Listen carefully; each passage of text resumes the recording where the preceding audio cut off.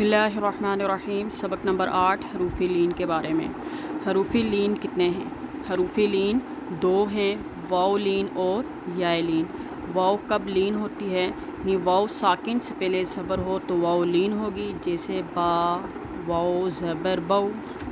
इसी तरीके से या कब लीन होगी?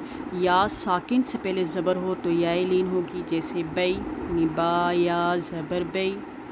हरूफ लीन को कैसे पढ़ते हैं? हरूफ लीन को जल्दी और नरमी के साथ पढ़ते हैं, यानी बऊ बई। हरूफ मद्दा और हरूफ लीन के पढ़ने में क्या फ़र्क है?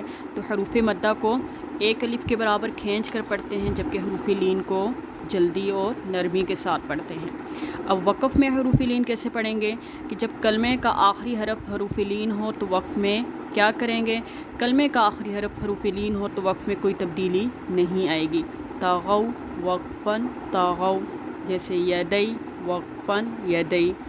अब हरूफ लीन के बाद वाला हर्फ वक़फ़ में साकिन हो रहा हो तो क्या करेंगे? हरूफ लीन के बाद वाला हर्फ वक़फ़ में साकिन हो रहा हो तो मद्दे आरिज़ लीन होगी। मद्दे आरिज़ लीन का मतलब ये है कि वक़फ़ में हम थोड़ा सा खींच कर पढ़ेंगे।